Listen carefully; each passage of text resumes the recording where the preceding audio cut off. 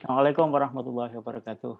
Waalaikumsalam warahmatullahi wabarakatuh. Waalaikumsalam Alhamdulillah, warahmatullahi wabarakatuh. rabbil alamin, wassalatu wassalamu ala asyrofil anbiya'i wal mursalin, sayyidina wa maulana Muhammadin wa ala alihi washabbihi ajmain. Amma ba'd. Alhamdulillah, ikhwan sekalian, ini izinkan saya menyapa Pak Arianto ini karena beliau guru saya. Ini setiap mendengarkan beliau, ini Subhanallah. rasa-rasanya tidak pernah bosan ya. Eh, Dan alhamdulillah Amin, ilmu amin, beliau amin. luar biasa, suatu yang harus kita serap ya sebanyak-banyaknya. Subhanallah. Ini sebenarnya berat ini saya menyampaikan, Pak Arianto. Kalau tadi disebutkan gimana pandangan atau persepsi syariah ya, atau Islam. Ini saya bilang apa yang disampaikan Pak Arianto ini Islam semua gitu.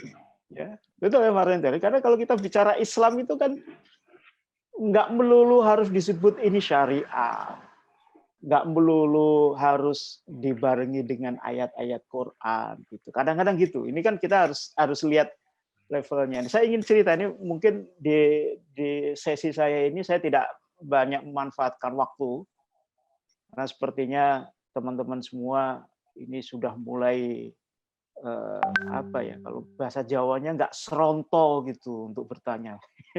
Kita diskusi, lebih baik kan diskusi ya. Saya ingin cerita-cerita saja lah mungkin. Kebetulan di minggu kemarin ini semalam saya baru pulang, Pak Arianto, teman-teman semua. Yang Subhanallah. semestinya kemarin saya sampaikan saya mau video conference dari Demak gitu. Saya sudah berangan-angan ada di Masjid Demak, kemudian ngobrol-ngobrol bareng dari sana. Tapi Asik karena gitu. asik ya. Tapi karena kondisi ada, saya putuskan kemarin langsung balik. Jadi alhamdulillah saya sekarang ada di Bogor lagi nih. Amin. Minggu lalu saya kebetulan datang ke Bandung. Memang ya ada pekerjaan lah. Kita diminta untuk membuat model bisnis UMKM syariah nih Pak Arianto. Ini kan Bagus, bagus. apa yang menarik ya dari diskusi-diskusi saya. Ini mungkin ini saya sudah siapkan materi tapi kelihatannya materinya nanti lah sambil ini ya. Apa yang menarik?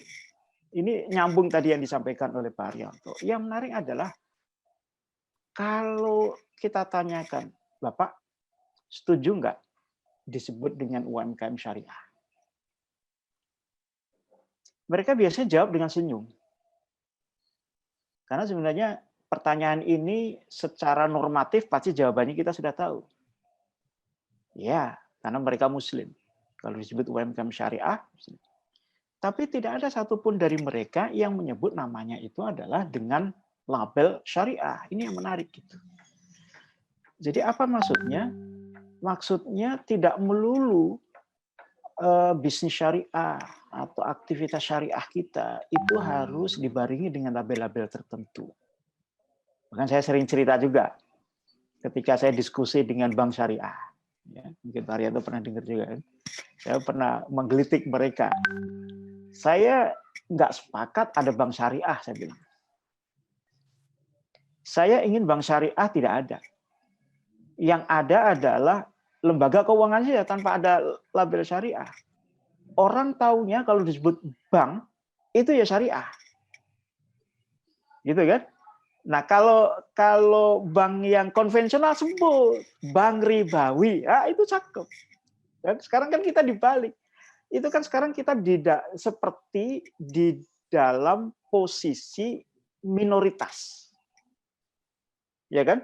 Jadi yang konvensional, yang itu mainstream, itu tidak diberikan label. Tapi yang label itu diberikan di mainstream yang bukan mainstream, di bidang-bidang bisnis itu yang minor gitu. Syariah itu kan berarti masih di padang minor sehingga masih ada sebutan bank syariah, asuransi syariah, pasar modal syariah, ada pengadilan syariah. Itu kan berarti minor-minor di situ ya. Kita ingin kehidupan kita itu kan semuanya diatur oleh Islam. Sehingga apa yang ada itu syariah, ya. Sementara yang lain itu sebutlah di situ. Sertifikat halal nggak usah disebut halalnya, sebut aja haramnya gitu. Itu lebih masuk akal. Baik. Nah, apa menarik yang kedua, rekan-rekan sekalian? Tadi saya menangkap tadi yang disampaikan oleh Pak Haryanto, bahwa rasa-rasanya sekarang ini itu bisnis itu adalah bisnis yang real lah, yang itu yang kita bangun, ya. Jangan bisnis-bisnis yang bombastis, ya. Misalnya saya datang di pesantren di Al-Ittifaq namanya di Bandung. Ada pernyataan dari beliau itu yang menggelitik. Pak, ngapain sih kita itu harus buat program ekspor impor sekian tis atau sekian kontainer tapi sekali dalam 10 tahun. Lebih baik bisnis kita itu udah ekspor aja 100 kilo atau 1 ton, tapi rutin, harian, bulanan gitu. Nah, itu yang dilakukan oleh mereka. Ini mereka tidak mengejar bisnis-bisnis yang besar, tapi mereka lihat rutinitas, mereka buat sistemnya. Itu yang dilakukan oleh mereka. Gitu kan? Nah, dari situ kemudian muncullah yang disebut dengan pola-pola kemitraan. Mereka tidak menganggap pemain-pemain lain itu sebagai kompetitor yang harus dibunuh. Tetapi mereka itu adalah pemain-pemain yang harus di-guide bersama-sama tumbuh. Nah, inilah yang menurut saya konsep keberkahan itu kan di sini. Ya, bahwa berkah itu kan dalam bisnis, kalau kita bicara bisnis, berkah itu kan bisnis kita itu satu profitable. Ya, kalau bisnis kita nggak profit, rugi terus, ya itu nggak berkah namanya. Ya, kalau rugi sekali, rugi 2 kali nggak apa-apa, ya betul Pak Haryanto ya. Tapi kalau setiap bisnis kita rugi terus, makan modal nggak berkah, itu berarti ada yang salah di bisnis kita. Allah tidak mengendaki itu. Ya, Allah tidak mengendaki itu. Allah memberikan kesabaran bagi orang-orang yang rugi dan memberikan manfaat bagi orang-orang yang untung, tapi tidak dengan cara Allah itu tidak menguji juga. Muslim itu diberikan rugi terus seumur hidupnya. Enggak mungkin. Meskipun Allah kan katakan ahasiban nasu ajutraku ayaqulu amanna wa hum la yaftanun. Gitu. Apakah manusia itu mengira mereka akan dibiarkan oleh Allah untuk menyatakan aku beriman? Ya, udah, saya bisnisnya. Yang penting ridha lillahi ta'ala. Ya, sementara mereka itu tidak pernah diuji. Ya. Nah, cara menguji Allah tentu tidak dengan cara membuat keburukan-burukan terus-menerus, ya, tapi pasti di situ ada ya kehidupan itu kan naik turun gitu. Kadang-kadang rugi, kadang-kadang untung. Nah, ketika rugi itulah kita akan merasa kembali dekat dengan Allah. Ya, masuk pandemi ini kan sebenarnya ujian. Ya, agar kita kembali dekat kepada Allah. Bahasa tadi Pak Haryanto, kalau bagi alam ini agar alam itu menjadi segar kembali, ya kan? Ozon menjadi lagi. Ini sekarang kan cuaca kelihatannya agak bagus gitu, ya. Panas tidak terlalu, dingin juga tidak terlalu. Insya Allah ini adalah berkah dari Allah Subhanahu Wa Taala di tengah pandeminya. Nah, jadi kembali lagi profit di situ. Ini mungkin tantangan kita. Bagaimana bisnis itu senantiasa profit di tengah pandemik. Mungkin nanti kita bisa tanya nih pada Pak Haryanto. Ya. Tadi perumahan, kemudian sektor otomotif, harga turun. Tapi gimana caranya itu bisa menjadi tetap menguntungkan? Lalu yang kedua, bisnis itu berkah itu kalau growing kan, dia tumbuh, asetnya nambah, skala industrinya atau skala usahanya nambah, tumbuh dia, growing. Dan yang ketiga itu tadi yang disebutkan Pak Haryanto, sustainable. Ini kan yang menjadi tema-tema bisnis sekarang ini. Bisnis itu harus sustainable, sustainability.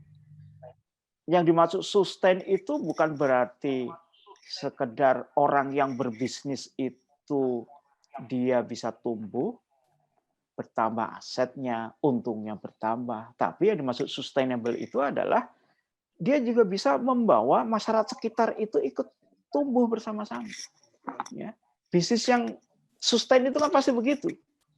Yakinlah kalau bisnis itu dilakukan dengan cara menghancurkan pesaing kita, rekan bisnis yang ada di sekitar kita, itu pasti nggak sustain, hancur pasti.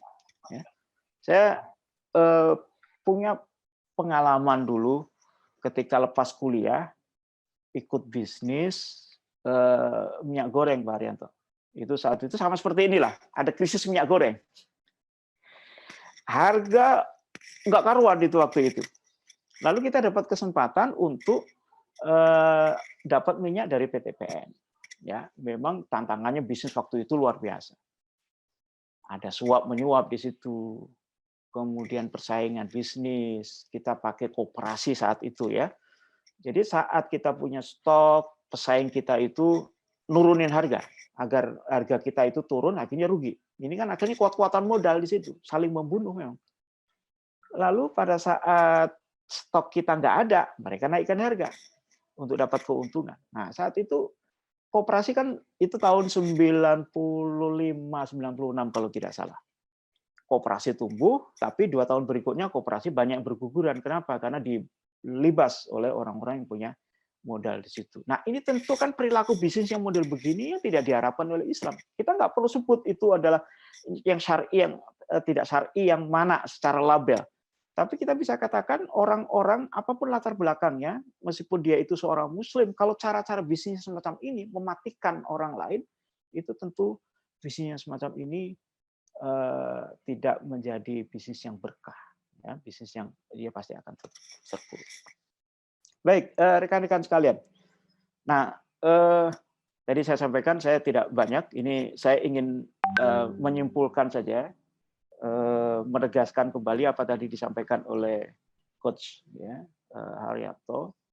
Yang pertama terkait dengan pandemik ini, kita harus sadari bahwa ini adalah qadha dari Allah.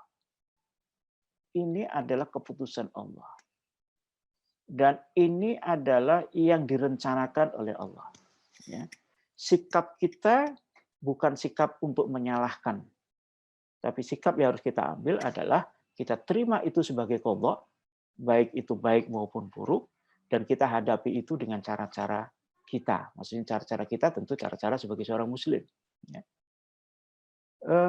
Karena kita yakin di dalam akidah kita, keimanan kita, bahwa tidak ada satupun musibah atau kejadian di muka bumi ini yang terjadi tanpa izin dari Allah Subhanahu wa taala. Ma asaba min musibatin illa bi idznillah, kan itu. Tidak ada satupun sesuatu yang akan menimpa musibah umat manusia kecuali itu karena izin dari Allah. Sementara akhlak kita kepada Allah itu harus husnudzon, tadi disebut oleh Coach Haryanto, husnudzon.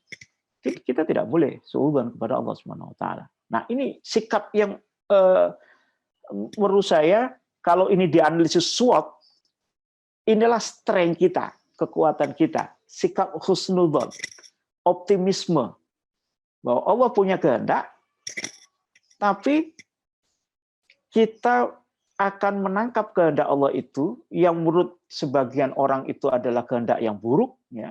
Itu akan kita sikapi itu dengan cara-cara yang baik. Itu strength kita.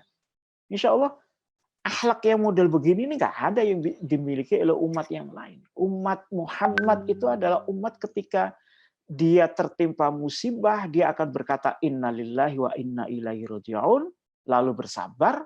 Ketika dia ditimpa dengan kenikmatan, dia itu akan bersyukur. Ini sikap yang luar biasa. Jadi apapun yang dihadapi oleh seorang Muslim itu adalah khair, baik. Ya, ini motivasi kita. Oleh karena itu, kalau kita ingin ini sebagai hikmah, kita ambil ini sebagai hikmah, maka kita bisa katakan sebenarnya pandemik ini adalah cara Allah untuk mengingatkan kita, untuk menguji kita, ya, dan untuk menunjukkan siapa orang-orang yang bertakwa. Siapa orang-orang yang beriman dengan sesungguhnya. Ini ujian. Kalau kita sebut bagi individu, ini adalah ujian kita agar kita naik kelas. Kalau lulus sebagai individu yang bisa menempatkan diri di dalam masyarakat dengan sebaik-baiknya. Ibaratnya itu adalah kita itu bisa menjadi bagian dari masyarakat yang digambarkan oleh Rasulullah seperti orang-orang yang berada di dalam satu kapal. Ini hadis ini kan masyhur ya, bahwa perumpamaan orang-orang yang berpegang kepada hukum-hukum Allah ya secara individu, lalu dia hidup di dalam suatu buah masyarakat, itu seperti suatu kaum yang dia itu berada di sebuah kapal. Sebagian ada di atas, sebagian ada di bawah. Ya. Sementara orang-orang yang di bawah itu membutuhkan di atas, yang di atas pun pasti membutuhkan yang di bawah. Ketika orang yang di bawah ini membutuhkan air, dia membutuhkan orang-orang yang di atas. Maka apa yang dilakukan? Seharusnya dia naik ke atas untuk mengambil air dari atas. Tapi seandainya orang yang di bawah mau, maka dia bisa mengambil air dengan cara yang gampang. Tinggal lubangin kapal itu, keluar air dari bawah, dia ambil tanpa susah payah ke atas. Tapi orang-orang yang di atas, itu tentu tidak akan tinggal diam. Ya pasti akan ingatkan itu orang yang di bawah, jangan ambil dari bawah. Kalau engkau ambil air dari bawah, maka air akan masuk, kita akan tenggelam semuanya. Ini umat kita itu seperti ini sekarang. Kita itu seperti di bawah sebuah kapal yang sedang oleng, kan kira-kira begitu. Ya, maka tugas kita adalah mengingatkan apapun posisi kita. Kalau ada di bawah, kita ingatkan yang ada di atas. Ya kan? Kalau yang di atas, kita ingatkan yang ada di bawah. Kalau ini terjadi, ini yang dimaksud dengan amar ma'ruf nahi mungkar. Masyarakat ini yang harus kita bina. Nah, kemudian juga ini adalah ujian juga bagi negara, bagi penguasa. Karena Allah dan Rasul-Nya sudah mengatakan al-imamu ra'in. Imam itu adalah pengelola rakyat. Wa huwa mas'ulun an ra'iyatih, dan dia itu harus bertanggung jawab atas apa yang diurus oleh rakyatnya. Jadi ini adalah ujian dari penguasa untuk bisa berhadapan dengan rakyatnya. Apakah dia itu akan menjadi penguasa yang dicintai oleh rakyatnya, atau menjadi penguasa yang senantiasa dikritik ya oleh rakyatnya. Ini ujian. Ini tentu menjadi hikmah, ibrah kita bersama. Ya, hanya orang-orang berimanlah yang bisa menerima ini semua, gitu kan? Yang bisa menempatkan dirinya ini dengan sebaik-baiknya. Ya.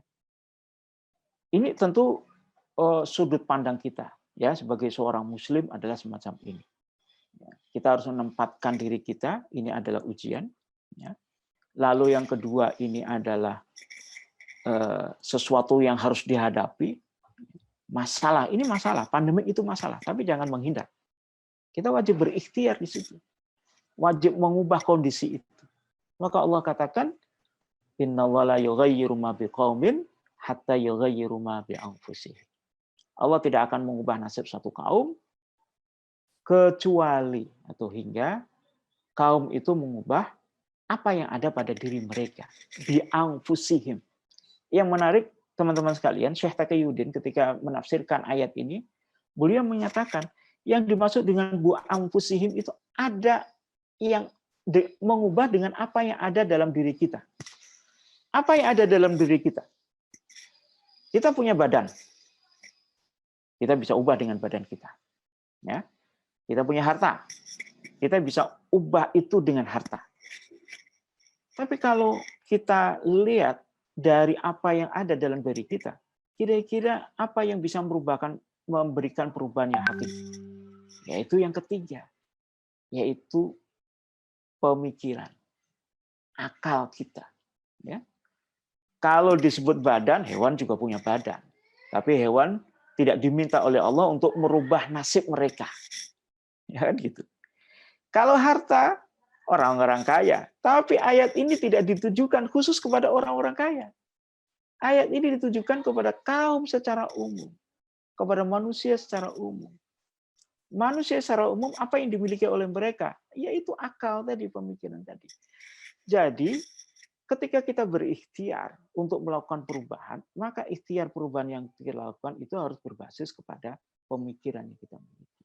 Yang berubah adalah tadi, bahasa Pak Arianto, mindset-nya yang berubah. Dalam bisnis, mindset yang berubah. Ya, ini memang yang paling sulit. Bagaimana kita berbisnis yang bisa menumbuhkan semua? Sulit. Ya. Karena orang sekarang cenderungnya kalau berbisnis, gimana caranya gua kaya sendiri, yang lain masa bodoh. Ya. Nah, yang harus kita kembangkan gimana itu bisa sama-sama tumbuh. Dan tentu juga kita wajib untuk bertawakal kepada Allah, menggantungkan diri kepada Allah tadi. Ya. Ini kalau kita perluas konsep tawakal, ini kan sebenarnya konsep tentang kemandirian, konsep tentang kedaulatan, kan gitu ya. Kalau kita bicara negara yang bertawakal misalnya, tentu negara ini yang dia hanya menggantungkan diri kepada Allah. Jangan gantungkan kepada hutang. Betul ya Pak Rento ya? Gitu. Jangan gantungkan kepada aktivitas-aktivitas yang itu bertentangan dengan apa yang diinginkan oleh Allah Subhanahu wa taala. Kita bangun negara dengan hutang ribawi, enggak akan bisa merubah nasib kita. Kita bisnis tadi dengan hutang ribawi, ya tidak akan bisa mendapatkan bisnis yang berkah itu tadi. Ya. Jadi kita harus bertawakal. Tawakal kan kita serahkan itu kepada Allah keputusan itu, tetapi kita jaga apa yang kita lakukan itu sesuai dengan apa yang diinginkan oleh Allah Subhanahu wa taala. Barangkali itu sebagai pembuka diskusi saja, teman-teman sekalian. Saya moderator. Jadi intinya adalah memang ini menjadi tantangan kita bersama di dalam bisnis. Ya. Kalau kita konteksnya bisnis, sekarang kita selalu mendapatkan pendikotomian antara bisnis atau ekonomi dengan kesehatan. Pertanyaannya kalau ini kita tanyakan bagaimana sudut pandang Islam, apakah memang kesehatan dengan ekonomi itu harus didikotomikan? Seolah-olah kalau kesehatan yang diselesaikan, ekonomi hancur. Atau sebaliknya, kalau ekonomi yang dikembangkan, kesehatan hancur. Nah, tentu Islam tidak menginginkan seperti itu. Islam itu tentu menginginkan kesehatan itu tertangani, pandemiknya tertangani, ekonominya juga tumbuh. Ya. Apakah ini bisa? Harus bisa. Nah, tergantung kita mendudukkan konteks itu. Ya. Insya Allah kalau kesehatan mungkin kita sudah sama persepsinya. Yang dimaksud kesehatan itu kan bagaimana setiap orang mendapatkan jaminan kesehatan yang ada. Ya, tentu kita tidak berbicara tentang secara langsung berbicara tentang berapa banyak yang meninggal, berapa banyak yang kena, karena itu qadha dari Allah. Yang penting kita diskusikan itu adalah bagaimana itu kita tangani dengan baik. Ada nggak penanganan yang tidak tepat dari aspek-aspek kesehatan itu? Ya. Ini penting di situ, mendudukan di sini. Mendudukan negara dalam konteks kesehatan itu apa? Dalam Islam, negara wajib hukumnya memberikan jaminan kesehatan. Ya.